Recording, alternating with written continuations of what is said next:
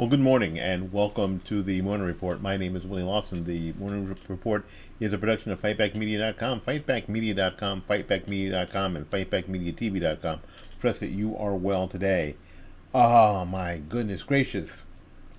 It seems like the longer we wait for stuff to happen, the truth will come out. And the truth is coming out about January 6th and the charges of insurrection. So hang on and we'll talk about, is it insurrection? Or is it trespassing?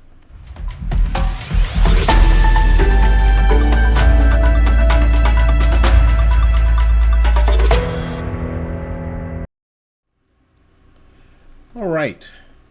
We've heard a lot, and we even heard some, about January 6th in the debate last Thursday, and these terms that are getting tossed around, insurrection. That term got tossed around by media almost immediately. But something's happened. It happened on last Friday. Constitutional scholar Jonathan Turley, we've talked about him on the program before, opined at the Hill saying that the Friday Supreme Court decision holding the most severe law cited in January 6 prosecutions does not apply to riots or protests effectively means that the oft-repeated accusations of insurrections have been downgraded to mere trespassing.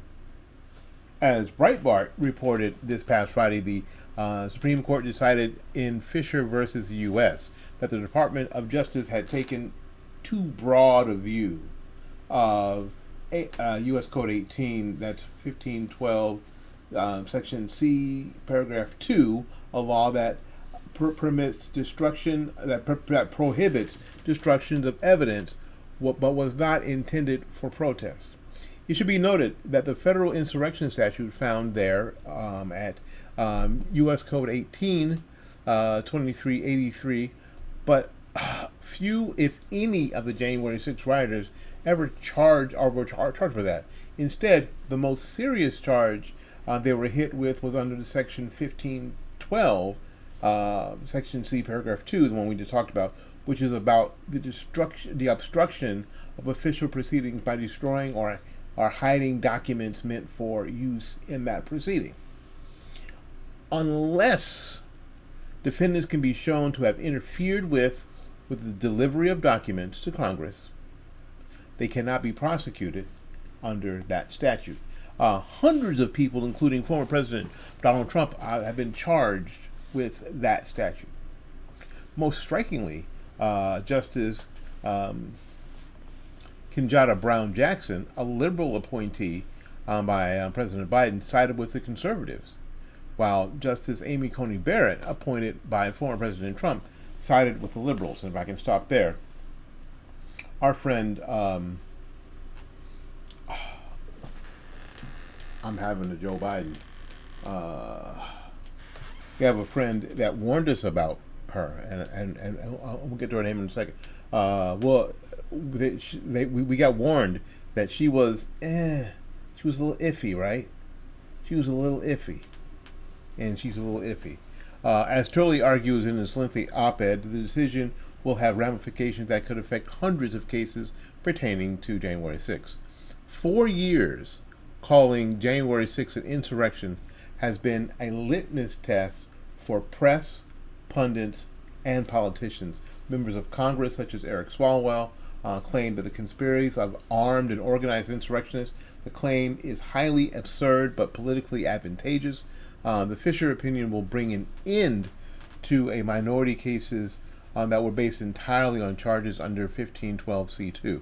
The section has been enacted after the Enron scandal in 2001 with the collapse of the energy company accused of corporate fraud. It was designed to allow criminal charges for destruction of evidence in the form of documents and records. The Justice Department chose to interpret that provision too broadly to include obstruction of any legal proceeding, and then used it in hundreds of January 6 cases.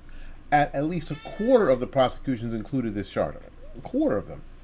And it's obvious that none of these people interrupted like the delivering of documents to Congress. Congress had the documents they needed to do what they wanted to do. Okay. I guess the most that any of these people could be charged with, and I think that's iffy because the Capitol is actually public property. They could be charged with trespassing. Though Turley noted that criminal charges of some kind should have been pursued for some of the January 6 offenders, and and Turley didn't say which ones, but I'm going to say it should be the people operating as protesters that were actually feds, but maybe you could charge them anyway, especially the violent ones.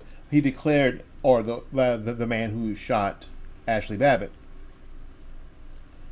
Chris Ann Hall. That's my friend's name. She warned us about Amy Coney Barrett. She did. Chris Ann Hall warned us about her. Anyway, it worked because we saw through media posts that were people were afraid to come back to D.C. because they're like, if we go there, we're going to get charged.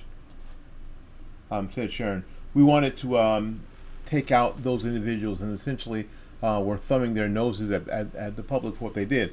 The Supreme Court decision will also likely affect Special Counsel Jack Smith's 4 charges against former President Donald Trump pertaining to January 6th, with the backing of Judge Tanya Chutkan, has charged the former president with the obstruction of an official proceeding, conspiracy to obstruct an official proceeding, and conspiracy to defraud the United States, and conspiracy against rights. Given the Supreme Court decision, at least half of those indictments will be dropped, while Smith seeks a superseding indictment. And sort of an overriding thing. This case, Fisher versus the United States, number 23-5572 in the Supreme Court of the United States. You can check that out yourself. And like I said, always, I've given you all the information. Check it out yourself. See what you think. Write it in the comments. Till we see you again, go out there and learn something, love somebody, and for goodness sakes, y'all take care of yourself. We will see you when we see you. Bye-bye now.